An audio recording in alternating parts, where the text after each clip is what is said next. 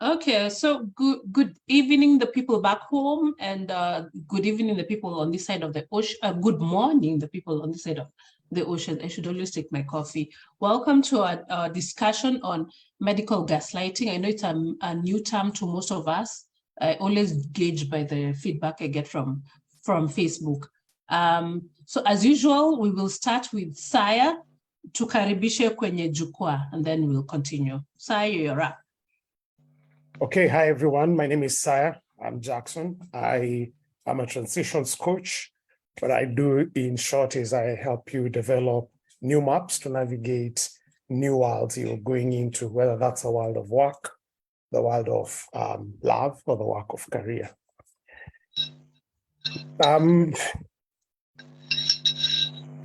When Hofstede did a lot of, is a Dutch guy who did work on culture, and he came up with various ways to describe various characteristics of cultures, and one of them he came up with is something called power distance.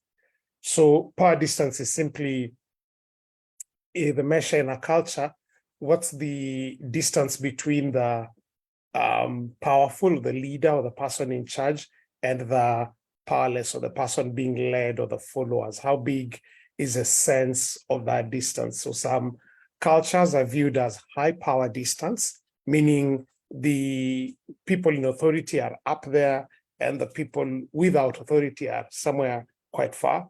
And there are other societies that are called low power distance, where the difference or the degree of separation between the powerful and the not so powerful is smaller. So I grew up in Africa, and majority of Africa and Asia and a good chunk of Latin America is what you would call a high power distance. And in high power distance, it's not just between government or politicians and the people, it also works in the home. Okay, also works in school. And for today's topic, it also works in places where people receive their health care. So interesting story used to be, and many of us probably experienced this in school, was there were, and tended to happen more for some reason in primary school than it did happen in high school and less so in college. But there were always those occasions where a student or a number of students would ask a teacher a question, and either the teacher did not understand or for a reason felt it was a disagreeable thing. Now, a teacher-student relationship in our society was a very high power distance. Teachers were up there and students were way behind there. But now in the occasion where the student asked a question that the teacher did not know, or the student understood something way better than the teacher did, more often than not, because of the power dynamics, the teacher felt a certain way and would begin, I don't know if there's a syllabus or a course that teachers take where they're taught this standard response. So when the student would ask a question that teacher doesn't know, or explain a thing better, or even correct the teacher when the teacher was wrong on a sum or a fact of history or something, normally the response would be something like, are you trying to threaten me? Are you trying to compete me? Are you trying to show that I don't know? And more often than not, what would result is the student would get needlessly punished, or the whole class would suffer. So the teacher would dump on you homework. You do 10 pages of repetitive math sums, just so that the teacher, A, will not admit that they don't know, or B, that they can be able to reassure themselves that they are in charge. Now, if this happens in school, you suffer with a few canes, or you suffer by additional pages of homework that you don't really quite need. I don't like homework. That's a story for another day. But when this happens in healthcare, the outcomes may not be as comical, and the impact may not be as short-lived as a night longer in homework. It could be it could make the difference between disability and healing, or long-term disability or death in some cases. I have a problem with my eyes, and this was diagnosed when I was around 9 or 10.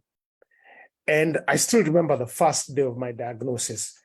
We spent the entire day at the hospital. By entire, I'm not even exaggerating. We got to the hospital, I think at 6 or 6:30 in the morning. There was a queue from here to wherever and back. And the problem I have with my eyesight over the years, I have come to understand, is unique. But what I do remember that day is the number of tests that were done on that eye. If it could revive, courtesy of the number of tests, I would have 20/20 vision. I'd have perfect eyesight. So tests were done, and I just remember physicians looking into my eye, calling other physicians to look into my eye, calling people who now, in hindsight, I think were students, to look into my eye. And all we were done, I'd gone with my mom, was sent from this door to that door, to that room, to that door. There was no explanation done. There was no anything explained.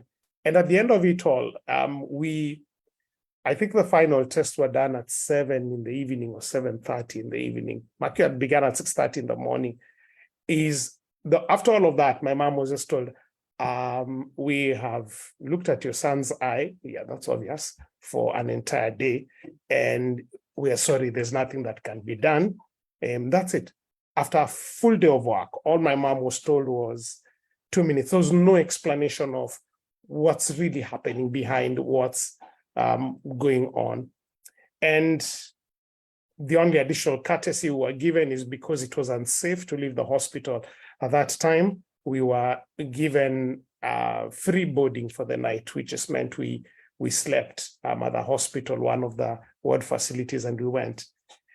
I remember the next week when I went to school, and the teachers were one who had actually initiated for me to go to the hospital. The teacher is asking me, so what was found? I just repeated the same thing. They looked, and there's nothing that can be done. You could see the teacher yearning for a different answer, deeper answer, more clarity, more details, but just frankly enough, there was none. Why? Because in that hospital, it works like a conveyor belt. There's so many people to be seen. Any attempt to ask for further details, it was greeted with either mild irritation or shallow answers, or you just pushed on. It's taken me, it took me more than 30 years and a bunch of mistakes later on. I remember, this is a facility I would go almost every single year because I needed to just make sure I have my eyes checked so that whatever remains of vision does not get lost. I used to go to that facility almost every single year, and no one ever bothered to mention to me that because of my eyesight, there is a certain careers I should not consider. It was only way later on that when I visited the same facility, when I was in college, when I was in campus, I think by that time I should be in third year, I'd done zoology, something that is heavily, you use microscopes and stuff. When the physician I saw on that particular day, when they were looking at me and they were taking some details, they said, so what do you do? I told them, like, I'm just finishing my studies in zoology. Their face dropped. They put their pen down. And the thing they just gasped is, and no one advised you, and no one talked to you. In my head, I was about to shout back, but I've been coming to this hospital for more than 2 decades at this point, and yes, no one has advised me about anything. It's taken me to become an adult, to come to the United States. When I was in the United States, I had an episode where I lost vision. Sometime last year, I just became blind. And during the process of being treated is when my physician in the United States, which is 30 years later, was then able to sit and give me what I never got in Kenya. Give me A, undivided attention, B, tell me a statement I never had ever had from any physician before, which was, ask me anything. ask me any single question you want concerning your eyesight. And this was the first time ever a physician took the time to draw what was happening, to explain what the implications were, to tell me what procedure they were going to do, to explain to me step by step everything that was going to happen. This was the happening when I was going to have the third surgery on my eye. Okay, I'd had 2 previous surgeries done on my eye, which was again in Kenya with no explanation, as far as just being told you'll be done for this procedure, be checked in this way, get somebody to sign for you, and that's it. And as I was preparing for today's session, those 2 words came to me like, wow, the power distance in Kenya, where I'd grown, meant I never understood what my diagnosis was. I never could know what more could be sought, what help I could get. I was just pointed to, and that's it. But I came way later on to get help. And I then just began thinking, how many other people, at least mine is eyesight, so it's a good thing I'm not in pain, but I'm just thinking, how many other people are suffering quality of life issues? And even worse still, are going around feeling guilty. I'm thinking of individuals who are suffering things that they feel painful but are not seen. You see, for instance, in my case, when you look at my eyes, my eyes move and everything, and it takes people to be either told or to be keen to realize this guy's eyes have a problem, okay? And so I just imagine other guys who have pain, but it is not visible, what they go through with their doctors. In Kenya, we have made a joke and almost accepted and nationalized the rudeness people experience from nurses. Individuals go to hospitals and you suddenly lose your identity and you become your diagnosis. So you have people being called all manner of things. Woe unto you if you're in a hospital and you're suffering from an STI, because rather than being given the dignity of being called your name, you will be called your diagnosis. And woe to you if you want to ask any questions or you need clarity, either because of the culture or because of the power distance, or maybe at times they just don't know any better. You're pushed back with statements like, I was not with you when you're making babies. I was not with you when you were drinking. Was I with you when you're eating that dirty food that's given you a running stomach? And we somehow accepted that that is just simply okay. The third and final thing I just want to say is I know two friends who've lost parents in hospital. And every time I listened to the explanation they gave, like, hey, that was okay. What killed him? One of them just said, like, no, my dad was just given a jab. And as he was being given the jab, he complained, hey, it's painful. And those were his last words. He just said it's painful and he died.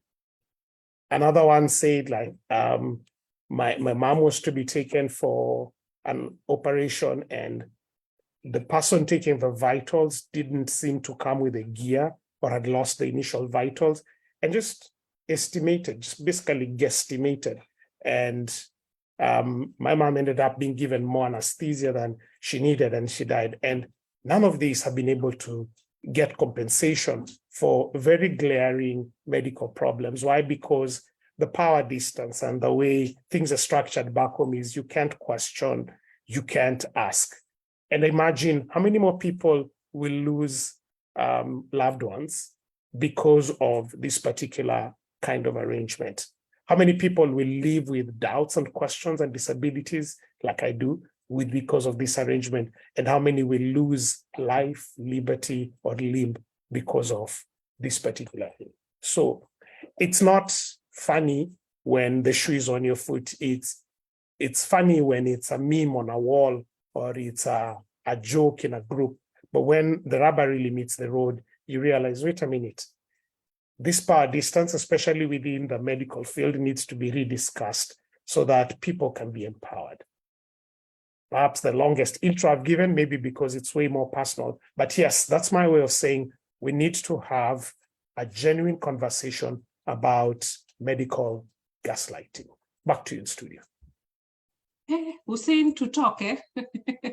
But I think, thank you, Saya. And I think all the panelists here have something to share about medical gaslighting.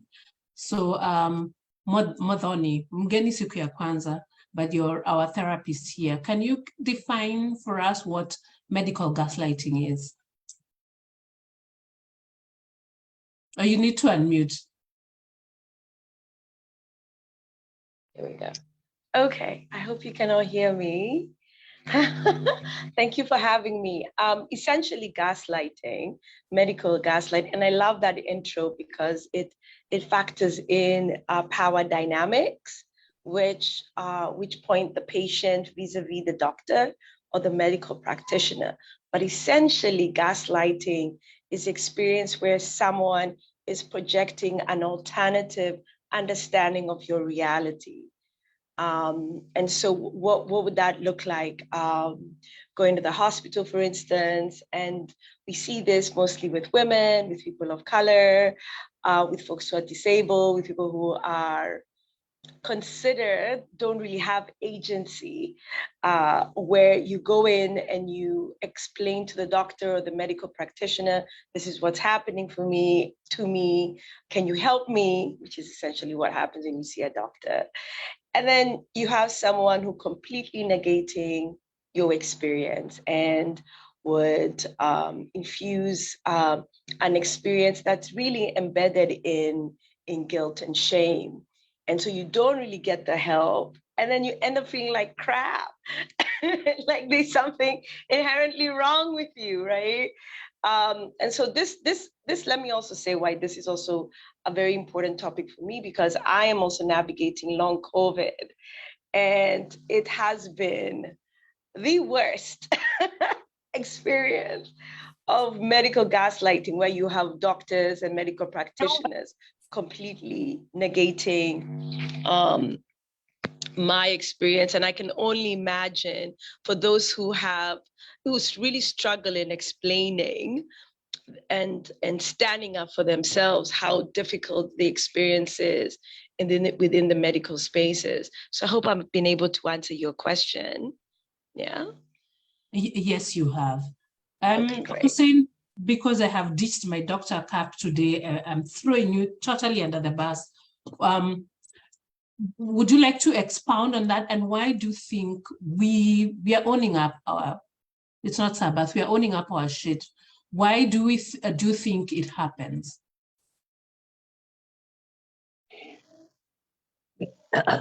Sorry, my voice may disappear on you, but let me try it out. So the surprising thing about medical gaslighting is it's actually in two forms. If you look at literature review, where I spend a lot of my time, it's from two aspects. So it can actually be, when you look at literature, it can be regarding patient's healthcare experience, or it can be the healthcare provider being manipulated by the healthcare system. But strangely enough, if you go and look at almost all the published work, which most healthcare workers rely on currently, because everybody tells you, go and look at the evidence. Up to currently, maybe a search done as late as June 2023, there are probably only about 4 scientific articles or 5 published on medical gaslighting from the patient's perspective. So surprisingly, what's probably happening is a lot of this it's ignorance on the part of the healthcare provider. They don't, maybe they may not even know that they're doing it sometimes, simply because of that power play. The patient is powerless to question. So if they don't question you, you're not going to be forced to look for answers, which means we keep on playing that role over and over again. It's not an excuse, I agree. So it's not a reason, it's just an excuse because most of us healthcare providers use. But the danger becomes that for the common causes of ailments, it's not a big deal. If the power plays there, it's not such a big deal. But there's certain types of diagnosis. Say, for example, when it comes to things like cancer, it comes to things like connective tissue disorders, things like migraines. Unfortunately, such diagnosis is very often missed because you ignore what the patient is telling you. So a patient may be telling you that I have persistent headaches.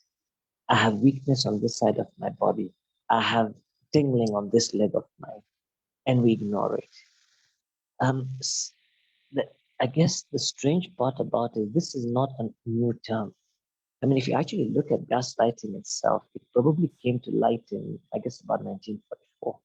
There's a film that came out, it was actually given the name Gaslight, which is where most of this started, where the husband basically reduced that all the lamps in the house were with gas lamps, and it gradually reduced the amount of gas.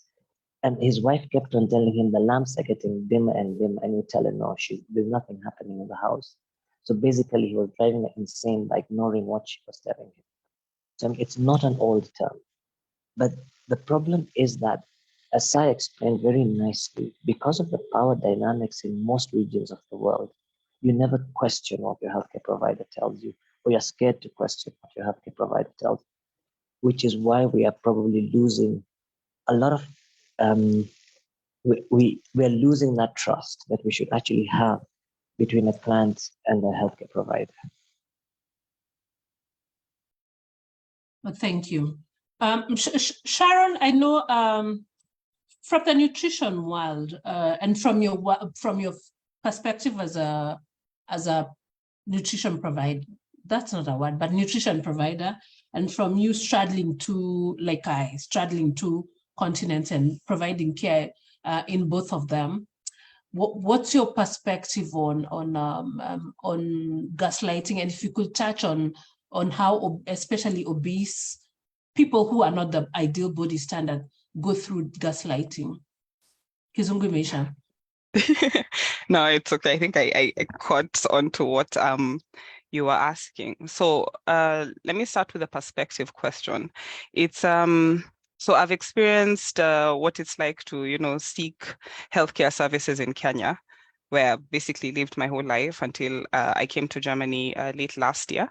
And my goodness, when they say the culture is different, and there's such a thing as culture shock, there's the element of accountability that I think is one of the biggest things that I've experienced here. And also with the clients who I have dealt with here, or who've lived here or are from here, and the ones who are from back in Kenya. As Saya captured very well, there's such huge power, the power dynamic, that power gap is so big that those who've grown up in a space where they feel they cannot question medical authority, that being a doctor or a nurse or anyone in healthcare, there's a tendency to be afraid to even admit that there are certain things you're struggling with. And therefore, that makes it very difficult, of course, to make progress when, say, a client has come to you with an issue, meaning they're holding back on certain information. Why trust has been broken, or there has been humiliation, or there has been, like proper shaming, the same way. So, for instance, if you've gone to see a healthcare provider and before they check your vitals, but then by the time they're done, you've been made to feel so bad for having come in to seek help that you cower and you're thinking, let me just finish and go. So even in my dealing, there's a certain timidity, I think is what I'm saying. There's sort of fear and anxiety that some of my Kenyan clients or my clients from back home will have or come to me with because of how they've been treated. Because very often they come from the doctor or the nurse and they've been referred to me, or they've seen a doctor and they've been told, go see a nutritionist. Or they've seen a nutritionist or a bunch of nutritionists, and now they're coming to see someone who is a nutritionist, but is more focused on lifestyle other than just the clinical numbers. And then here you find that there's a tendency for people to sort of embrace the questioning everything, asking if they do not understand something, and having done their own research and coming to you with facts and coming to you with medical history and saying, this is what I've done before, these are my numbers, etc. So those are the differences I've seen. I mean, I've only been here for about a year now. So those are the differences I've seen in perspective. But then even when we speak, so in my class has people from different parts of the world. So even when I speak when we share our stories about how we handle clients or patients, because a number of them are, in fact, all of them have some sort of medical background, you'll notice a similarity in that sort of story from back in Africa and parts of India, where you cannot question a doctor. You cannot, and if they tell you something, it's final. And we may not necessarily have embraced the culture of seeking second opinions and stuff like that, as people in the West have done. Now, fat phobia which is now the word that we use to explain, to basically capture. So technically the word itself does mean, or the phrase itself does mean like having either feelings of hatred towards people who are classed as overweight or obese. But then there's also the element of how people who, it's not just fear, it's treating them poorly. So when I listen to a number of the clients I've dealt with actually have come to me because they're trying to manage their weight. It's the most common issue that brings them to me. And there are so many stories of how they have been treated poorly or how they have been shamed for being the way they are, what we call victim blaming. It's, the general storyline is you're overweight or obese because you're lazy. You just need to get some running shoes and go to the field and work out and figure it out. You need to stop eating processed food. You need to get a grip on it and eat your fruits and vegetables and drink water and stop drinking cola. And there's a lot of, for sure, this must be what you're doing. So an assumption that is what they are doing. And then no one asking really questions about how you go about your day or who you are. No one wants to know who you are as a person. You become your body. I see you and I judge you for the way you appear, and I immediately draw some conclusions in my head as a healthcare provider about how you live. And then, so if some of them have gone to seek help for other or unrelated issues, to their weight, but the weight is blamed for almost everything. You have back pain, it must be because you have a lot of weight. You have pain in your joints, it must be because you have a lot of weight, whatever the issue is. So that is something I have seen happen repeatedly. And then it especially becomes problematic when, say, they are told to get on restrictive diets. And this comes from a doctor and not a nutritionist, because then sometimes there isn't, doctors and nutritionists are different. Our training is different. And so there are things I will consider as a nutritionist and I will know to look out for when I'm prescribing a diet or I'm telling a person to eat a certain way. I'll be looking at micronutrients and stuff like that. I'll be looking at what they're able to access in their local markets, etc. And doctors may not necessarily ask those questions. They'll probably tell them, go eat like this, go do this, and they take that to be how they should go about taking care of their health or losing weight. So in short, what I'm saying is by the time they land in my hands, a number of them already feel like they're losing it, feeling dismissed, feeling as if it's my fault that I am this way. It is my fault that I developed type 2 diabetes. And shame, as far as I can tell, and as far as research has shown, it does nothing to help us change our habits. Shame does nothing to help us sustain habit change either. It really doesn't help. We need to look at a different approach other than shame and fear. Because if you tell someone, if you keep it like this, you're going to die. I think the assumption is that if we do that, then we quickly force them to change, to come to Jesus moment so that they can automagically change. But if you've worked with in coaching, you come to understand that that's not how it works. You need to understand a person's story. They need to feel seen and heard. They need to have trust. When you build trust, then they're able to, and how to just walk with someone along the way and help them figure out how to do things gradually and sustainably where they are at, meeting people where they are. So these are just some of the scenarios I've come across. I don't know if I've answered your question adequately. Yes, you have. So, Okay. Sal, put back your educator hat for me. The reading level of most 54% of Americans is 6th grade or lower. I had never thought about this until I came to the public health world.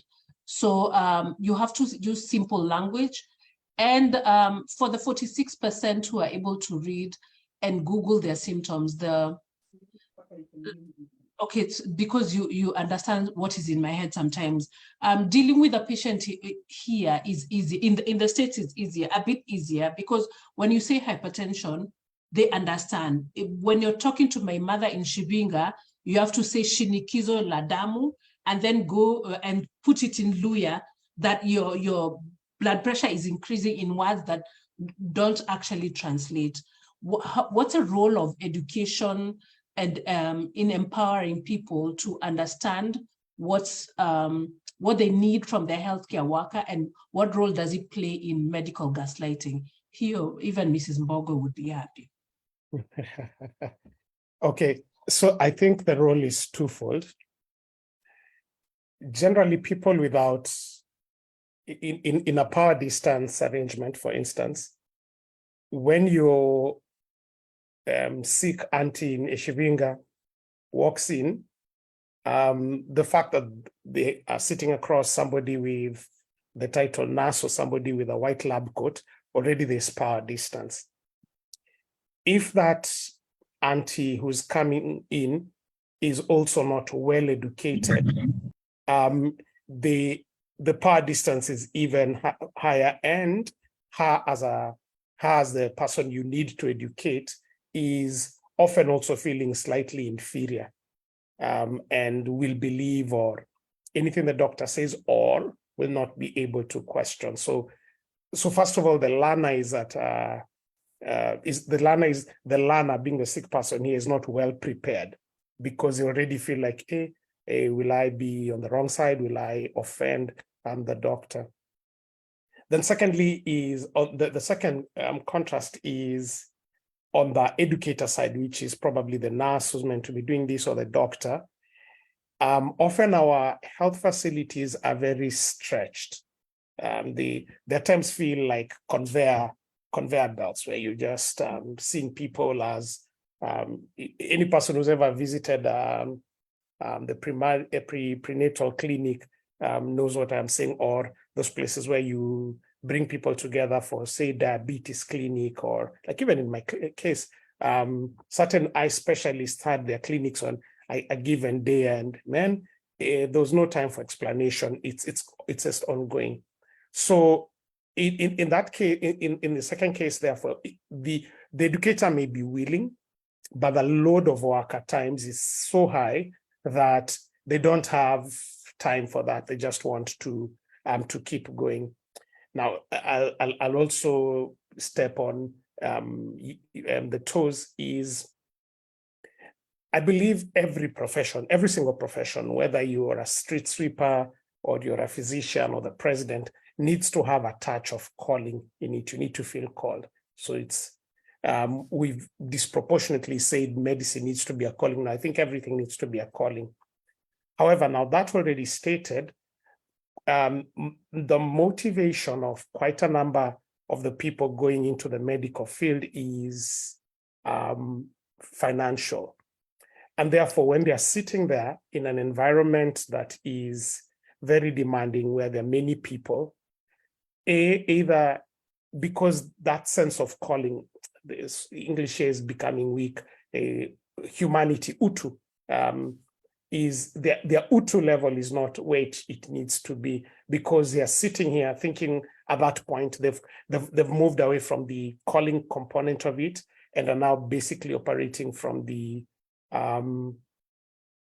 work. This thing has become a task. Therefore, there's no patience or bandwidth for them to spend some time and teach. Some time to teach the would-be people. And then also because of the motivations that led some people into medical practice, whether it's a nurse, a doctor, a clinical officer, is they probably didn't have the wherewithal to go through it properly or honestly. And so they have not gone the additional mile. You know, I keep wondering why they say for you to do medicine, for instance, in Kenya, you need to have gotten so many marks in Swahili or in English, yet the entire instruction period is done in English, and many doctors are very poor Swahili. So to translate things to, say, Swahili or to mother tongue takes additional work. And if you don't have either that sense of calling, or you just now are feeling this is more of a chore, it comes in between you switch from being the physician educator, and you now just become a box ticker. You want as many people out of your, you want to clear the line as fast as possible. This, of course, is worsened when you're working now, not even in public facilities, but in private facilities where the matrices that are used to judge you as a physician have something to do with how quickly you triage, the number of people you see, your turnaround time and everything.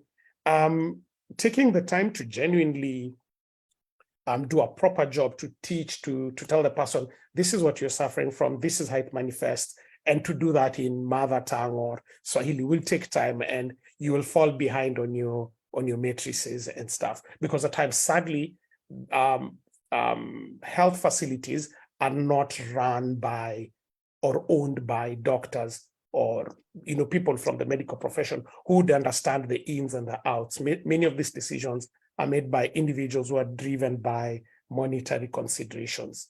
So what I've basically done there is I have zoomed back all the way to training and community dynamics, such that now when you're sitting in the room, your aunt who has walked in is, by virtue of sitting across a doctor, is power distant. By virtue of being not well educated, is feeling completely powerless.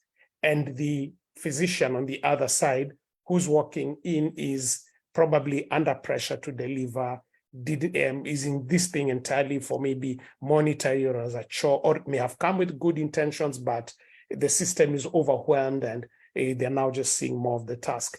And so something needs to give. And often at that time, it is that capacity or the will to educate. When I used to do medical research, moving around, some people tried to get around some of these challenges by holding general training. So like if you went to the maternal clinics, as the mothers are waiting, there's a nurse out there teaching them, and so, and you found there was more engagement there when now the mothers who felt they were at the same level with each other are being taught by a group, a nurse as they wait, or once I went to a hospital where there was a general talk about eye and eye health as you wait. I think it was just a way to make sure we are not bored as we wait. So some ingenious ways have been done that way. But however, you do know at times when it comes to some health things, they are very specific. I'm just thinking, for instance, men with male reproductive health issues or urology issues, it's not the kind of thing that they will consume very well in public. They would prefer a private thing on the same. But if they fall into the hands of a physician who is in the predicament I've just explained, the value of education is lost. So in short, it's the same way doctors are normally meant to do, like a proper physical check and stuff. But in the pressure of the moment, when something has to give, the same way they throw the proper physical part down and check, is the same way the education component is thrown out as an unnecessary appendage to a process that has been conveyor belted. Yeah, I'm just thinking about the time we spend with the doctor. I know my former facility, it was 15 minutes. And if you're in the West here, seeing a family practitioner, it's also 15 minutes. 15 minutes to explain, to be educated, to write a prescription. Something has to give. Modoni, I know we've concentrated a bit on the power dynamics. Is there another thing? Are there other things at play when we think about gaslighting? You need to unmute. I keep. I just add on to this that I know shame has sort of percolated in this conversation, but I think shame and guilt work hand in hand. And so if we are supporting our clients, our patients, our family members to be able to garner within themselves a well of self-agency, it would require dismantling the twin of shame and guilt. And the way that shame and guilt work is shame is more of an internalized process, like there's something wrong with me. I am not whatever, enough, good, whole. And then guilt is more of an external process. And that's where you have things like codependency showing up, or people pleasing, or self-sabotage, all these sort of mechanisms that situate us in places of lack of agency for ourselves. So I absolutely agree with everybody else in terms of the contribution to this conversation. But how do we break that? I think it really comes from an individual space first. How do we empower the folks that we interact with on a professional basis? Like how do I ensure that I, as a therapist, as a doctor, as a nutritionist, as a coach, that every time I interact with my client or my patient, I empower them to be able to open up and be able to speak for themselves. I think it's by individual interactions being colored by a non-judgment. Like if you feel kind of safe, if you feel safe with your therapist or your healthcare practitioner, and you know that they're not going to judge you, and that they're not going to, tell your story to their colleagues. You know what I mean? Like they're ethically bound to create a space of safety. I think that's where we start.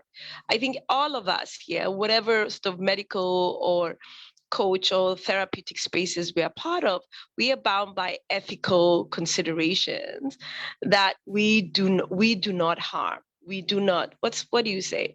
Do no harm, right? And so that means that our conduct with our patients or clients should be predicated on the idea that I am a conduit, my work is a service, it is a calling, and how can I create an environment of safety for my patient or my client first? Because we all know our culture influences our internal dialogue influences us. So when we show up in the office as a patient or a colleague, those are the parts that are going to show up. So I hope I've been able to answer your question. And could you touch on the people who are most vulnerable to being gaslit? Like, for sure, I know no one is gonna gaslit me because of my personality, but I'm just wondering, are there people prone to being gaslit? I think for us, a lot of us African women, like, unless you're Kichwangumu, and I'm sorry for your audience, I don't know how you can translate that. My English has finished. English is finished, but you know what I mean? Like from the jump, we just have to look at our family and cultural dynamics. I mean, even look at the language that we use to describe women. As a Kikuyu, what the word for describing women is one who is silent. Like, like from the jump, we are in environments that enhance, I like this term, power distance. And so what was your question again? What was your question again? My question is, are there people who are like personalities or individuals who are more prone to being gaslit? I think people who live in lives where they're constantly told that they're nothing. And so that could be women. That could be folks who are from lower socioeconomic class, right?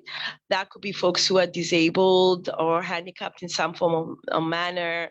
I mean, with our African context, it's a very gendered question. It just asks we're hard-headed, that we refuse, and we are stubborn, and we irritate our medical practitioners because we're like, no, answer my question, right? And I also think for us who have also traveled abroad, and have learned to be our own advocates and then transition back home, we are a very jarring experience for the medical practitioners or any person of authority in this country, because we want answers, we want explanations, we're not going to accept anything. So I think folks who are in spaces that place them at a disadvantage are prone to experiences of medical and or all forms of gaslighting. Yeah. Thank you. Hussein, Welcome. Hussein, I'm just wondering, what role, I think we understand, I honestly think we understand like 10% of the medical conditions out there. What role does our lack of understanding of, our lack of knowledge of conditions that afflicts people, and we've seen this with the fibromyalgia, people with the endo warriors out there, what role does that play in medical gaslighting? Probably a very significant role, just because as a healthcare provider, unfortunately, society expects you to have all the answers. You're expected to make a decision on everything that comes through your hands. So if it's been such a way that in many parts of the world, as a healthcare provider, if you tell a client, I'm not sure of this answer, I need to ask for assistance, generally you'll be considered ignorant, or you'll be considered like you don't know. So in the end, the only way many healthcare providers overcome that is simply by now telling the client, I have told you, I don't have time to take any more questions. This is it. Take it or leave it the way it is. So it plays a significant role. But on the other hand, when you are discussing education and how many people may have had a high school education or higher, either college level or something, surprisingly, that can also be predisposing to gaslighting to a certain extent. Because when you ask a lot of questions, there's a possibility that you'll be subjected to a lot of tests as well, simply because now the healthcare provider fears, if I miss out something, I'm more likely to be sued for this. So it becomes a completely different aspect now of healthcare. Maybe the question we should be asking is, should we, and all of us have been through medical school and have been taught the biopsychosocial model of healthcare, simply because that's what the World Health Organization has insisted, that we live on those three realms. But there is another theory that works on the health illness continuum of care, which means you belong to a certain side of healthy, yet you might have problems. Or you have illnesses which allow you to function or completely prevent you from functioning. So it's a whole spectrum that you can actually live on, which might mean that then we start thinking more about the client as a whole, rather than thinking of the client as a disease. That's something we might have to reconsider as part of medical education. I think for both of us, I think I like the I think the talk on obesity, the nutrition. Surprisingly, as Prasad knows, some of us belong to the other end of the malnutrition aspect. We get teased quite a bit as well. I'll stop there, Prasad. And on the same vein, especially for the cluster system that's used to choose who goes to med school, does that give us a big head? Like we are A students, we should know everything, and you can't tell me anything, and hence I'll gaslight you to prove my point. Hussein or Sire? Yeah. Definitely it does. It plays a very big role. Surprisingly, the brightest students, so-called based on grades in school, do not necessarily make most, or rather do not make the best doctors. They might be successful at what they do, but might not necessarily be the most empathetic at what they do. So you might be surprised that their colleagues will refer patients to them because they might have the expertise or the skill just because they're bright enough to do the job. But it doesn't mean that it doesn't translate to the client trusting you more. Sharon, let's go to the other side. I know we're talking about medical trained professionals, but there are people who are hawking hawking. My AWK doesn't sound the same, but kuuza vitu, who are hawking also manner of herbs and things and drug, non-FDA approved, all sorts of herbalists on social media who gaslight the heck out of their buyers to buy their stuff, and they're preying on vulnerable individuals. Could you care to comment on that, please? Where to where to start? It's true. The thing is, and this came up in class because I'm taking global public health. So one of the things that we discovered when we talked about nutrition is that it's such as a science, it changes so much because it's affected, it's consumed. Nutrition is consumed like would I say like a product? How would I explain it? It has so many, it appears in so many, whether it's in media, like it shows up everywhere. Let me just say it that way, because we have the general idea of, so for instance, in fashion and in media, we find that there's an ideal body type, you know, and that is usually pushed from very early on, whether it's the dolls that children play with and the cartoons that they watch and whatnot. And it's only very recently that we started to see people who look like your average human being getting representation in, you know, again, cartoons and books and such, or in movies.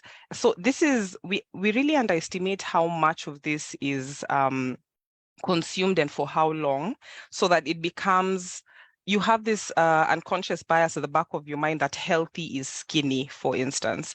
So that if someone is selling a slimming tea and they look a certain way, your understanding of healthy is just that. The same way, very many of us have understood healthy to be a certain body mass index.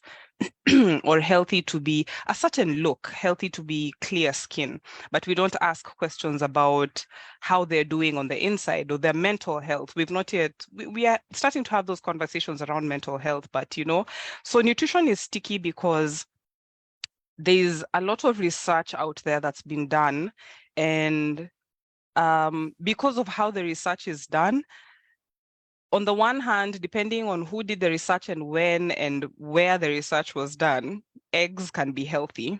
But at the same time, another study can come out and say, no, it has the highest source of cholesterol, bad cholesterol, and therefore, you know, we should not be eating eggs, or at least we should eat a certain number of them every week.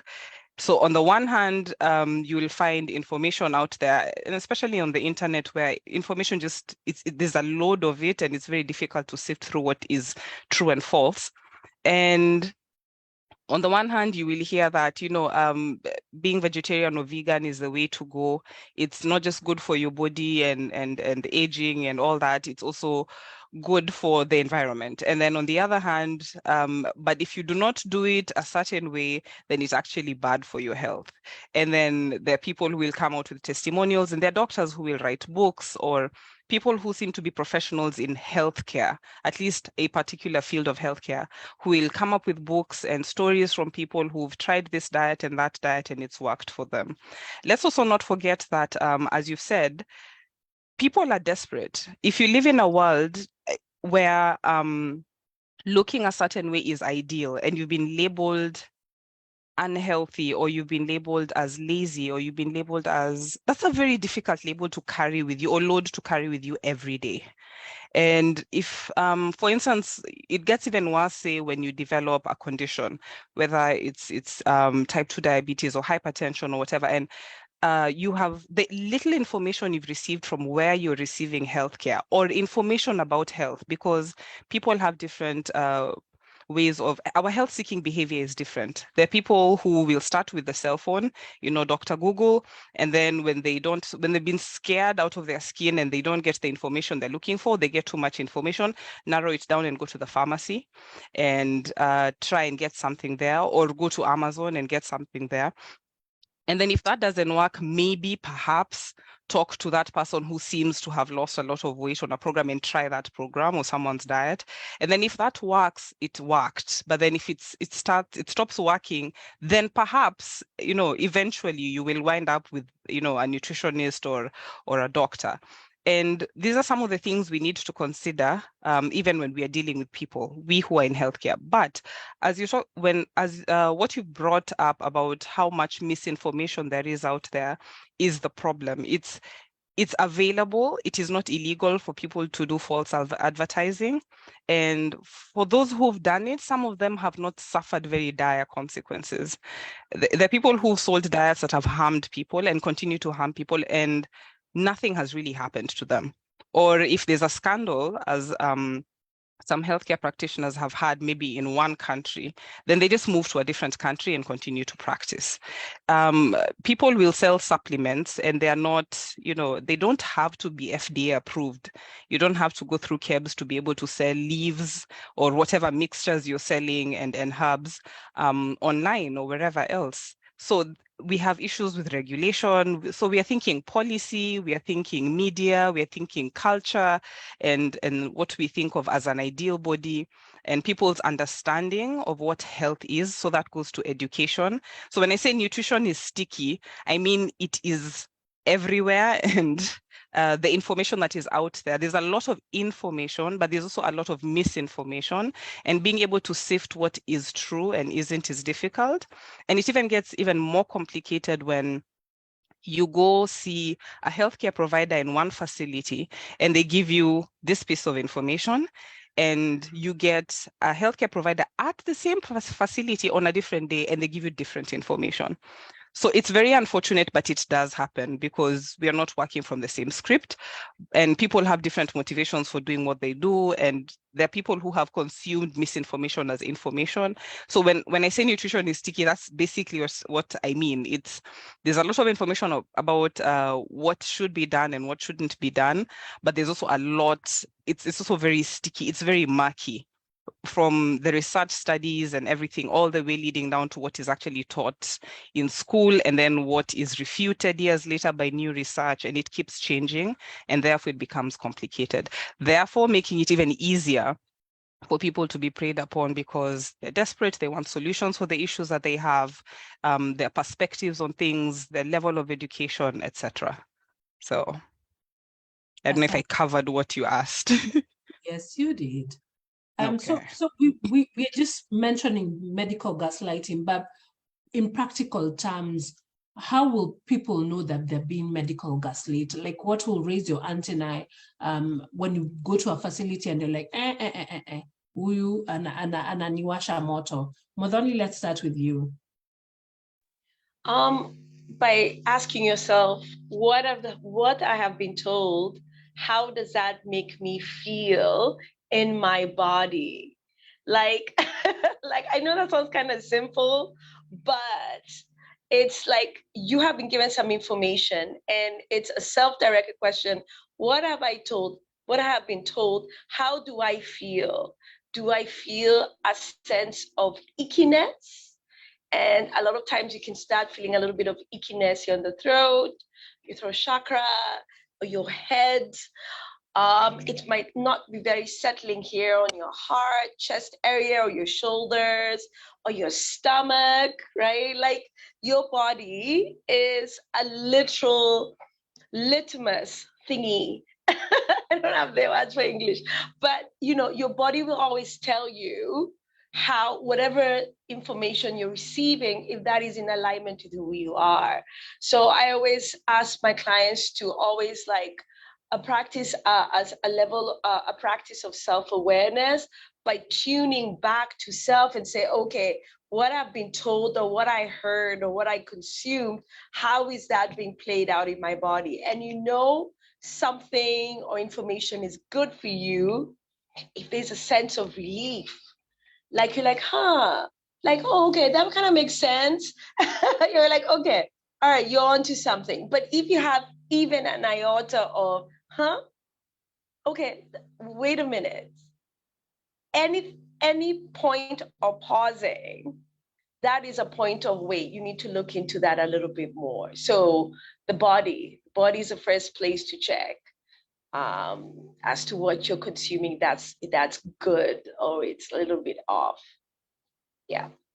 That should be printed on a t-shirt, like the point of ha and like it's too, there's no explanation, but it's very true. Like if you're like like I went to the dentist and there was an issue with my teeth, and those I was like, finally they figured it out. It's something they can't correct, but I was like, my God, we have an answer. We need that's a t-shirt. Okay, Hussein, your message had better have a t-shirt message. So how do we do people coming to you get what the same question, Kizungu Mesha, how do they know that they're being medically gaslit? Hussein doesn't gaslit people. It's okay. I guess a lot of it depends on, if you walk into one healthcare provider and you've been told what, say for example, your child or what you have. If you're not satisfied with what you've been told, don't hesitate to seek a second opinion. That's always open with another healthcare provider. Don't think twice about it.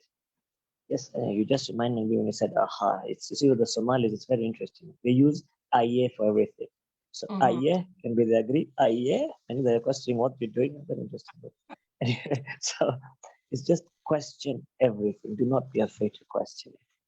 So the sad part is that when Saya says that the power conflict is in place, it doesn't mean that the client may not question you, but a client always knows when you're pulling the wool over their eyes, and they will think twice. So if somebody's leaving your practice or they've seen you, make it a point, if you're a healthcare provider, to tell them, if you are not satisfied with the explanation that I've provided, feel free to seek a second opinion. They need to know they're empowered to do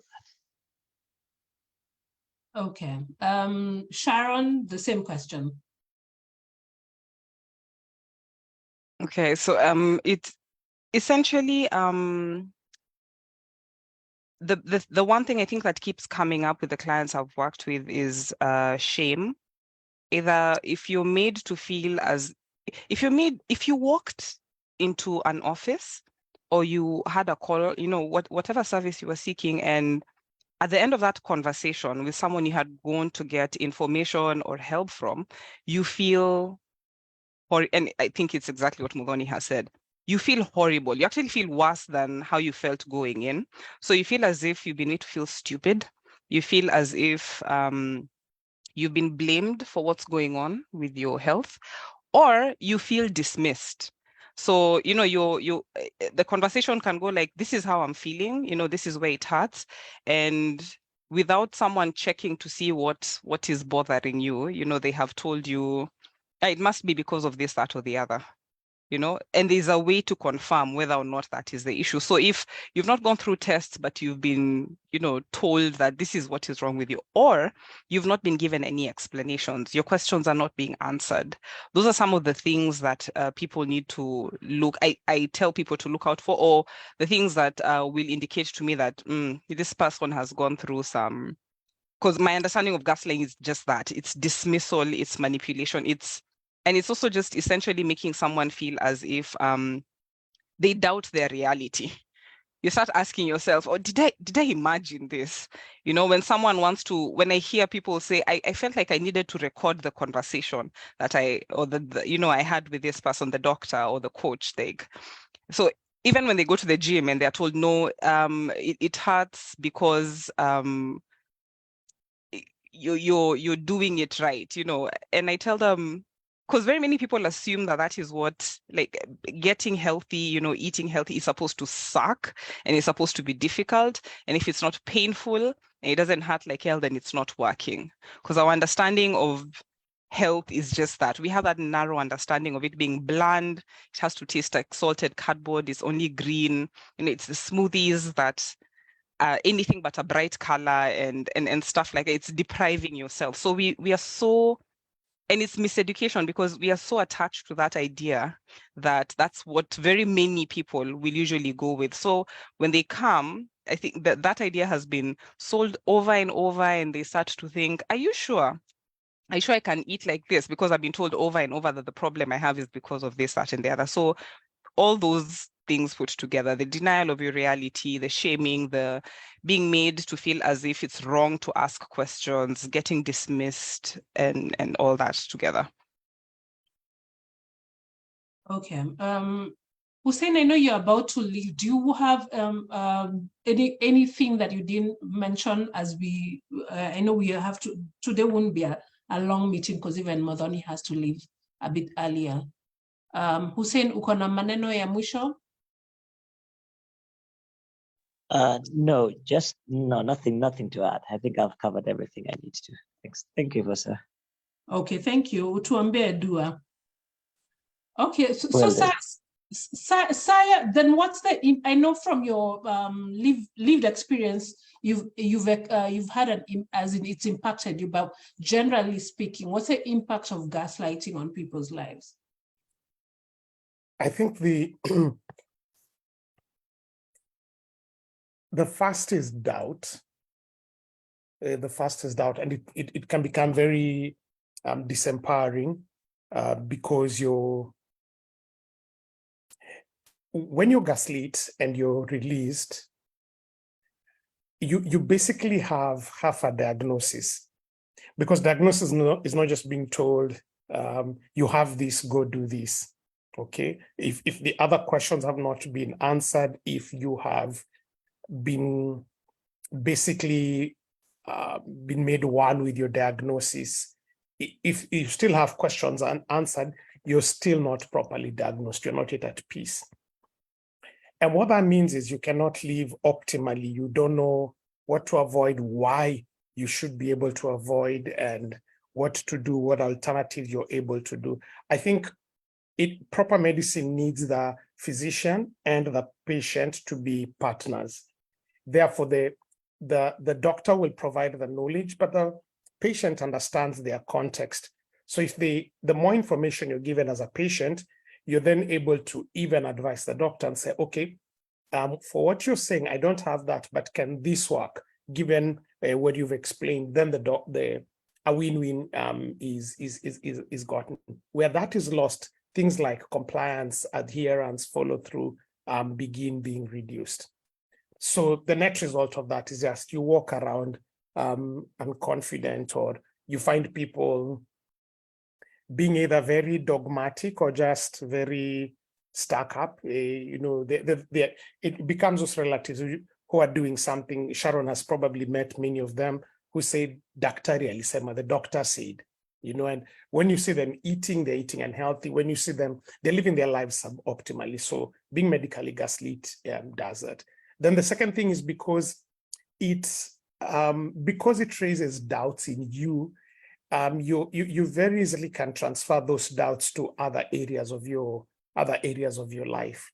So I know I've talked to a few endo warriors who, because of being medically gaslit, their integration into society and with their caregivers becomes a problem, because we then don't know, like, are you in pain or are you not in pain? Are you we don't understand you, you don't understand yourself. So the way you even show up thereafter becomes a problem. And then just thirdly is it can become very incapacitating. It can even lead to death or and stuff like that. Because if I've already come in and I have other things I am feeling, but you've already invalidated every other thing I have said previously, I may, out of a sense of shame or a desire for self-preservation, want to hold back the other thing, either to restore my dignity or reassure myself, or until I find a place or a time or a person I'm confident or comfortable with. Yet it might be that information I'm withholding from you as the patient is going to make the difference between a misdiagnosis and a proper diagnosis. And you as a doctor, having gaslit me and put me in this position of angst as a care receiver, I will either withhold certain information and from there, things could easily spiral down. What comes to mind is the stories I have been involved in about men with health issues that affect their either reproductive or urinal passing and stuff. And people have bottled it in because the initial response they got when they went to a doctor, how do I put this? Men talking about their urinal health, their reproductive health is almost like the same way men buy underwear. Of all the things men do not negotiate is when they're buying underwear, and it's very transactional. It's they want that, and there's very little talk that happens there, and nothing is done. So anything that comes in between that creates discomfort or makes them feel gaslit will make them either withdraw or hold back. And many old men, many senior men end up dying or suffering unnecessary disability because they have been gaslit, and as a result, they have withdrawn and have held on back with disease or information. And the end result is either it's discovered too late or one day they just drop dead. So yeah, the results of being medically gaslit can range from immediate discomfort to death, and depends with where in the spectrum you are. Okay, so Madhani, then what should we do as a society, from the societal level to the individual level, to bulletproof ourselves from being gaslit? What should we do? And if you want to add on to the impact of gaslighting on anyone, you're free to do so. I think it's to encourage. I think this starts when kids are little, like being able to empower them that their voice matters, that their reality makes sense. I think we invalidate our children a lot. And so, so when they become full-fledged adults, you just follow, and people then become susceptible to manipulation and narcissistic sort of experiences. And so I think the way to sort of disrupt that is by validating folks' reality, and saying how you feel makes sense. And I hear you and I see you. I may not necessarily understand. I think even as a practitioner, showing up as a human being first, then the practice. Because I hear it also in sessions with clients. There are some experiences that I have absolutely no understanding, like Sijaskia. I have not had that one. And so entering through the practice as practitioners from a lens of curiosity, like, you know what, I'm curious about my patient. I'm curious about my client, and saying that they have a lived experience, and my job is to act as a translator or as a bridge between their lived experience and me with my theoretical framework, so that we can both be able to not only hear what everybody's saying, but to deeply understand that. Did I answer your question? Because that was like a long question, and my COVID brain, I'm like, huh? You did. You did. Thank you. You're welcome. You're welcome. This COVID brain will end. Thank you. Where? It's Aisha. Aya. Sharon, same question, or should I repeat it? It was like what I remember is the effect of getting gaslit, like how it shows up. One of the things I have noticed, Sharon, and effects, and what should we do to bulletproof and what ourselves? Yeah, moving forward. Okay. Yeah, I compressed the thoughts that I'd remember everything. So yeah. Some of the things I have noticed with individuals who've gone through, again, seeking healthcare, going through the right channels. They didn't go to Dr. Google, or they did and then wound up seeing a healthcare provider. and then getting dismissed or getting treated poorly, is that starting to question everything. I cannot stress enough how it makes you, it spills over into literally everything. When you're made to question your reality, I don't know what it does to the human brain, but it messes you up properly, because it means even when we start working with this individual, there's a lot of unlearning to be done, that you're now literally teaching someone how to listen to their gut, which is something they should or could naturally do before, but then the reality was denied to a point where they're not even sure. If you ask them a question about what they like or what their preferences for food or whatever, and they're not quite sure, because they don't want to give you the wrong answer. And that literally comes from being made to think, again, that you're stupid, you don't know what you're saying, or you don't have the right information, or getting your reality, denied repeatedly. And when, especially when dealing with people who chronic illness survivors, individuals who went through the system for a very long time and they were told, no, there's nothing wrong with you. And how I hear it, is when someone says, sometimes I wonder whether I made this up, I feel pain, but I don't want to tell anyone because they'll think that I'm crazy. So, and it literally, again, spills over into everything.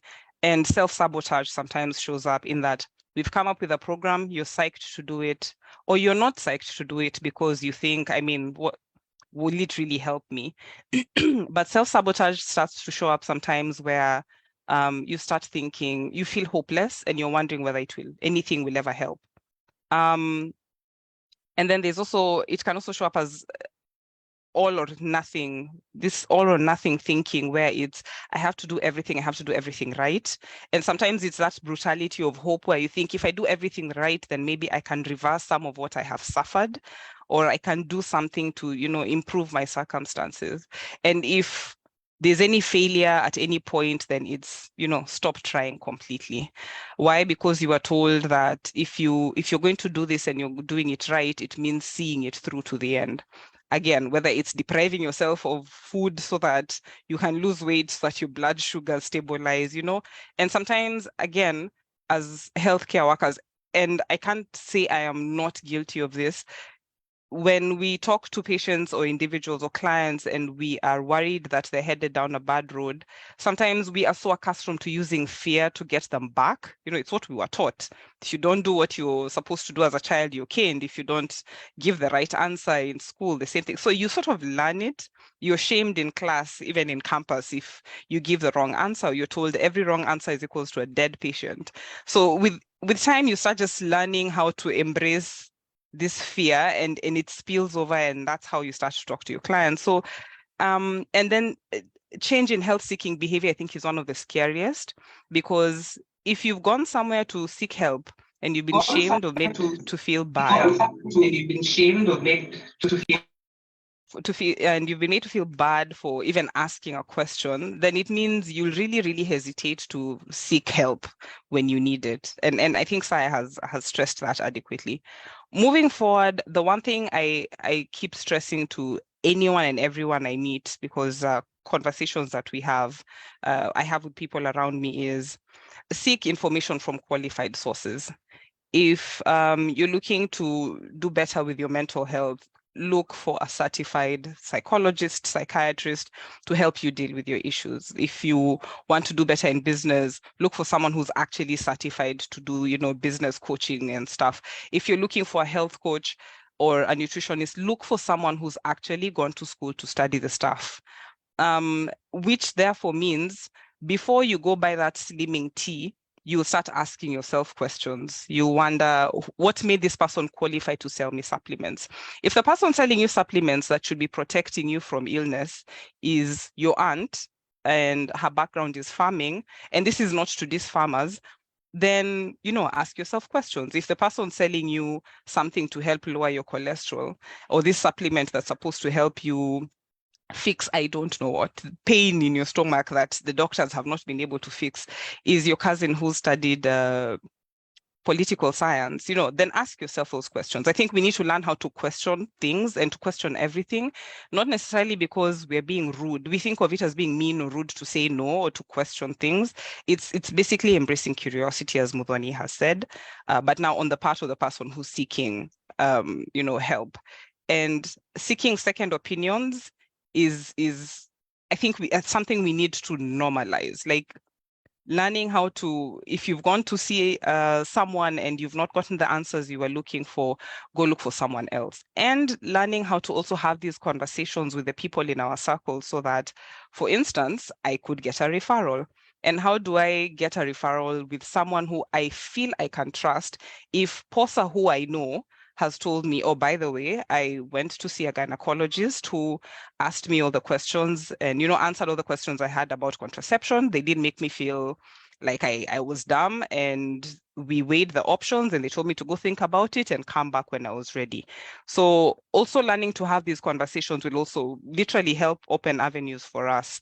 And learning how to speak up. When you're not comfortable, you have that feeling, that gut feeling that something's off, just learning how to say, and I think this will just come with practice. Learning how to advocate for yourself doesn't come easily if it's not something you've done, we've done in our culture or you've grown up doing, but just learning how to do that is important.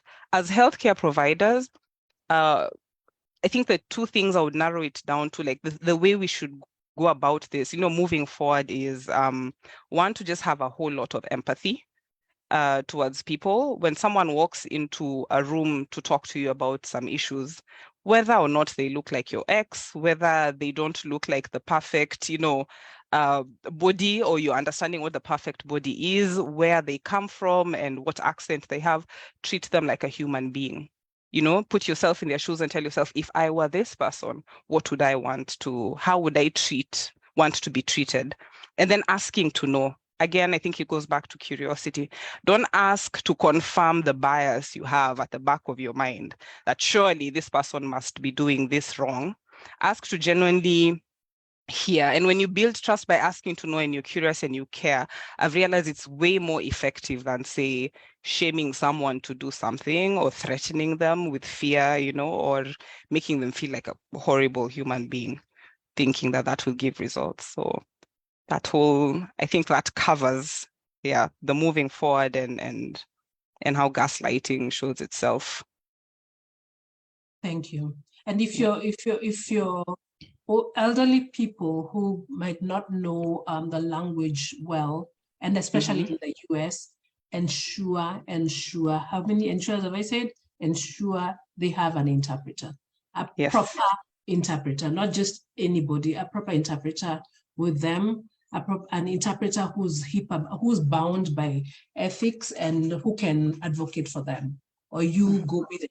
Okay, most medical workers don't like family interpreting, but just ensure they have them, because they suffer. Because that is a barrier to healthcare. Saya, the way forward. What should we do? Begin. I think it should begin also in training. When we are training physicians, healthcare providers, I think more than the lip service we say, we need to, and if we can re-entrench into it, the whole education component and incentivize it to help the physician understand that it is in their interest not only to diagnose, but also to educate, since it reduces their workload and helps increase their success rate. And this is something that can only begin from retraining, like the way people are trained, so that they don't see, it's possible to sit across a physician and the physician is not seeing you, but they're seeing the diagnosis, they're seeing the workload, they're seeing the disturbance or the annoyance. But if physicians, nurses, medical officers, lab techs are trained to see the person, and this begins all the way from training, it's going to reduce the incidence of gaslighting. Then I think the second level to to address it is if there's a way to tell patients their rights, patients have way more rights than they do know, that would be helpful. But they actually have a right to know what it is they're suffering from, and that it is okay to be able to ask. Many people feel they actually feel the doctor is doing them a favor by taking time to explain. But just tell them, like, no, you need to get to know this importantly. And then I think the third thing is not blowing our own trumpet, but this kind of stuff that we do, which educates, as you say, people have 15 minutes with the doctor, but if in these forums you're able to get verified, in-depth, good medical information for an array of diseases, it helps you to go in a bit more educated. And then finally, for me, would be, going back to that example of your auntie, when I say people wonder, it's not that a illiterate or semi-illiterate aunt, if you can be able to accompany them or make sure that they're paired with somebody who's able to vouch for them, and not just, normally when you're sending such elderly people to hospital, you're looking for that young cousin who is who's just basically a crutch, to walk with her. But instead of just sending people off to healthcare with people who are very young and don't know, send them with older, more responsible people who can be able to ask the questions that are needed for it. And then, of course, I have to wear my spiritual hat and say, I think one of the biggest things is to begin seeing patients as image bearers of God. They bear the image of God. And so when you treat them, you realize you need to treat them in a way that honors the image of God in them. And this almost for me transcends even the golden rule for do unto others as you'd like them to do unto you. But this is the idea that I'm honoring by not treating you as your diagnosis, by seeing you and honoring you and giving you the time and not suspecting you or gaslighting you, that by treating you fairly and properly, especially in your period of vulnerability, what I'm really doing is I'm honoring the idea that you're made in the image of a transcendent God who's personal and who has bequeathed you and me with honor and dignity. And that by doing you well, I am doing, I'm honoring the image of God in you. I think when we shift our practice of healthcare from seeing people as statistics, as numbers, as prescriptions, as income, and begin seeing them as image bearers, it'll probably, image bearers of God, it begins shifting how we approach them, how we teach them, how we treat them. Those will be my thoughts.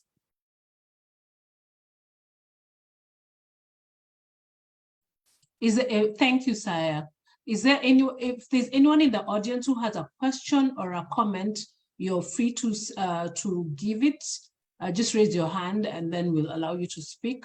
Sharon and Modoni, is there anything I left out that you want to touch on?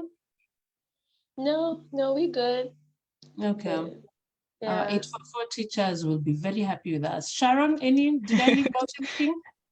No, I think we covered everything adequately. Yeah. Okay. Today's session was this is short for us. Because of circumstances, yeah, it has to be short. Anyone in the audience, any question or comment? If not, Saya, Tufungi, and today I don't think we'll have the behind the scene view. I have to leave for a motherly appointment.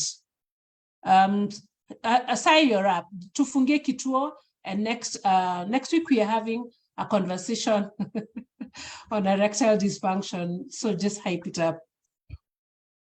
Okay, so Hussein in absentia, Mudhoni present, Sharon, thank you so much for being present and sharing from your experiences and from your expertise.